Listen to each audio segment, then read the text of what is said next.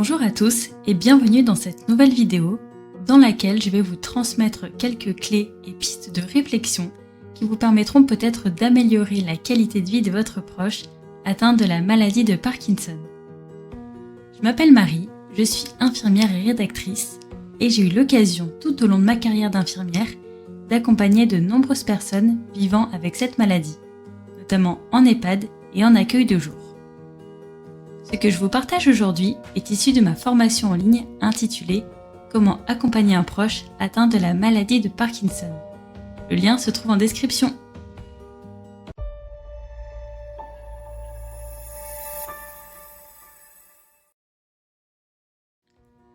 Alors il n'y a pas de recette miracle, chacun est différent et a des besoins qui lui sont propres, mais dans tous les cas, et quel que soit le stade d'avancée de la maladie, je pense vraiment qu'il est important d'optimiser la qualité de vie pour en profiter malgré tout. Le premier axe que vous pouvez envisager est l'aménagement du quotidien, c'est-à-dire adapter les activités et les équipements du lieu de vie aux besoins et problématiques spécifiques de votre proche. Concernant les équipements, vous pouvez repenser l'aménagement de l'espace, par exemple en installant une barre d'appui dans les toilettes, en achetant des stylos plus gros pour faciliter l'écriture. Sachez que l'ergothérapeute peut intervenir. C'est un professionnel spécialement formé pour réaménager le domicile en fonction des besoins. Il donne aussi des conseils pratiques et préventifs. Donc, s'il intervient au domicile de votre proche, vous pouvez tout à fait contribuer à mettre en place ces conseils et recommandations. Adapter les activités est tout aussi important. Je pense notamment aux activités à l'extérieur, avec les autres, qui sont tout autant importantes car elles permettent vraiment de maintenir le lien social et donc de lutter contre l'isolement et ses conséquences. Alors proposez-lui des sorties, mais surtout adaptez-les à ses possibilités pour éviter qu'il ne soit en difficulté. Par exemple, si vous souhaitiez manger au restaurant, mais qu'il a du mal ce jour-là à tenir correctement sa fourchette et qu'il appréhende le regard des autres, vous pouvez simplement lui proposer de sortir prendre un goûter. Et puis, l'idée c'est aussi de faire des projets malgré la maladie, même très simples. Optimiser la qualité de vie de votre proche passe aussi par le fait d'optimiser l'efficacité des traitements. Et pour ce faire, l'alimentation peut être un levier intéressant. En fait, il peut y avoir une concurrence entre l'absorption de la lévodopa et l'absorption des protéines apportées par l'alimentation. Donc, le fait que votre proche prenne sa lévodopa en même temps qu'un repas riche en protéines va pénaliser l'absorption du médicament si les protéines alimentaires sont absorbées en priorité. Le médicament risque donc de perdre en efficacité avec des symptômes qui vont du coup réapparaître plus rapidement. A l'inverse, si le médicament est absorbé avant la protéine alimentaire, il y aura un risque de carence. Mais il y a une solution. La solution, c'est de prendre le médicament 30 minutes avant le repas, et bien sûr avec l'accord du médecin. Après, si votre proche souffre de troubles digestifs lorsqu'il prend le médicament tout seul, il est tout à fait possible de manger un peu en prenant le médicament. Mais vous l'aurez compris, l'idée est de prendre un petit repas pauvre en protéines surtout. Autre gros sujet permettant d'optimiser la qualité de vie, l'activité physique. Il y a une idée reçue très répandue qui consiste à croire que l'état de santé ou les symptômes de la maladie de Parkinson ne permettent pas de pratiquer une activité physique. Pourtant, en l'absence de contre-indication, une activité physique adaptée peut tout à fait être pratiquée, y compris à un stade avancé de la maladie. Il n'est jamais trop tard entre guillemets.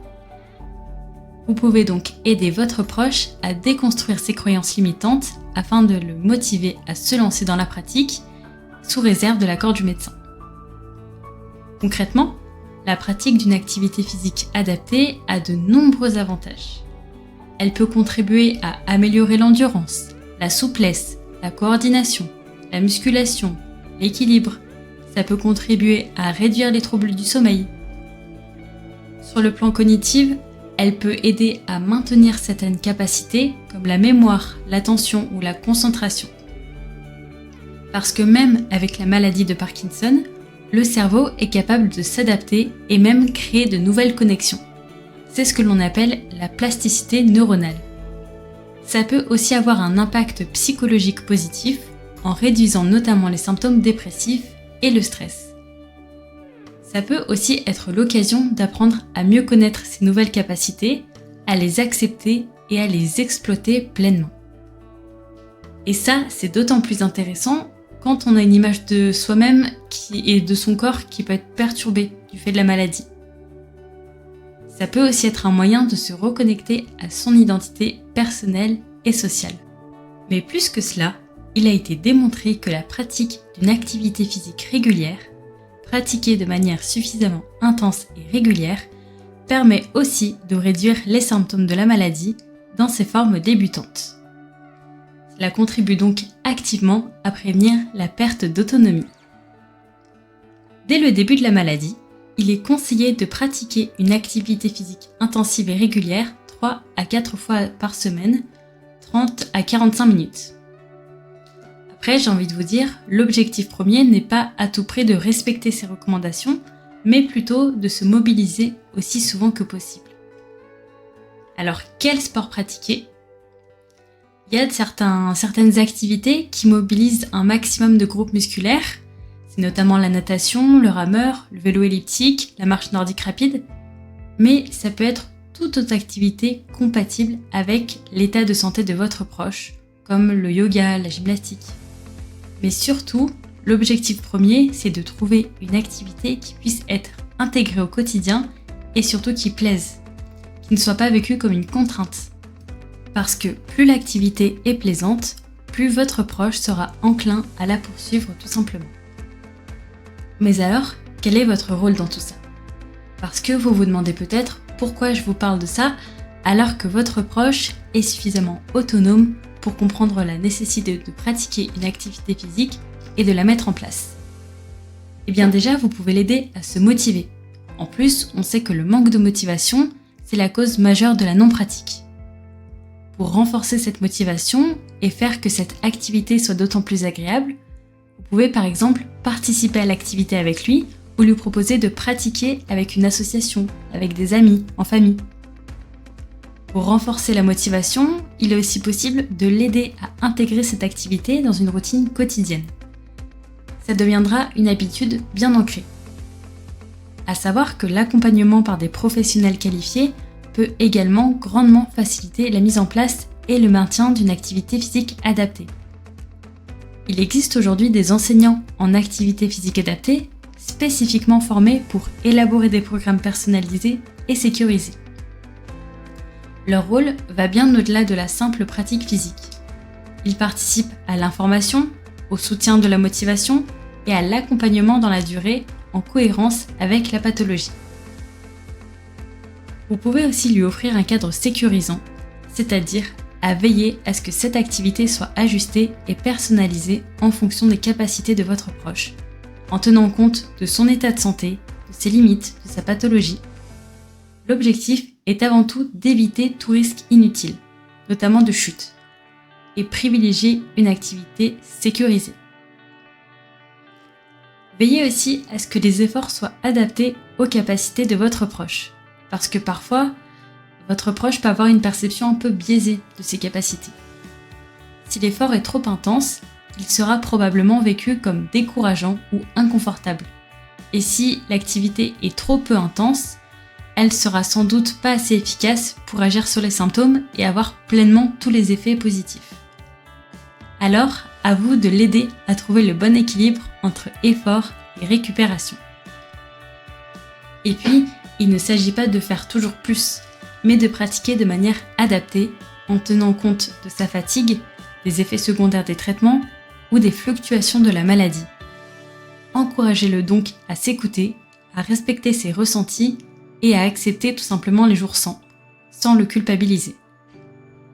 Le sentiment d'échec peut être un frein majeur à la motivation, notamment si la personne ressent une baisse de forme ou n'atteint pas ses objectifs. Pour éviter cela, accompagnez-le dans la fixation d'objectifs réalistes et accessibles. L'objectif n'est pas la performance, mais la régularité à long terme. Et si un objectif devient trop difficile à atteindre, mieux vaut réajuster l'activité. Bien sûr, n'oubliez pas de le valoriser, de le féliciter pour ses progrès et ses efforts, aussi petits soient-ils. Préserver l'autonomie est un autre levier intéressant pour optimiser la qualité de vie de votre proche. L'objectif est de trouver le juste équilibre, l'accompagner sans tout faire à sa place. Pour lui est de ne plus lui laisser l'espace suffisant pour stimuler ses capacités, ce qui peut accélérer la perte de ses capacités. Pour vous, cela risque d'augmenter inutilement votre charge au quotidien et majorer du coup le risque d'épuisement. L'idéal est donc d'apporter votre aide uniquement lorsqu'il en a réellement besoin ou qu'il vous le demande. Si votre proche est intéressé et souhaite aller plus loin dans sa volonté d'être autonome, il peut être judicieux de lui proposer une formation d'éducation thérapeutique du patient. C'est une formation qui permet aux personnes touchées par la maladie de mieux comprendre cette pathologie, ses traitements, et aussi ça va lui permettre d'acquérir des capacités d'auto-soin pour pouvoir redevenir pleinement acteur de sa vie au plus vite. Ça va notamment lui permettre de savoir comment parler de sa maladie, comment ajuster son quotidien comme le travail, la vie de couple, la vie familiale. Pour y participer, il faut disposer d'une prescription médicale. Donc si votre proche est intéressé, soit le médecin lui propose spontanément, soit votre proche formule lui-même sa volonté de participer à un programme d'éducation thérapeutique. Dans le second cas de figure, le médecin lui délivrera la prescription si cette demande lui semble adaptée. Par exemple, adaptée au stade de la maladie, à ses capacités, etc. Ça y est, nous arrivons au terme de cette vidéo. J'espère sincèrement que ces conseils vous seront utiles. Si vous souhaitez aller plus loin, n'hésitez pas à consulter notre formation complète qui vous aidera notamment à savoir comment agir face aux symptômes, face à l'impact psychologique de la maladie et savoir comment vous pouvez intervenir dans le parcours de soins. Par ailleurs, n'hésitez pas à consulter nos pages Instagram et Facebook sur lesquelles je publie régulièrement. Je vous dis à bientôt pour de nouveaux conseils.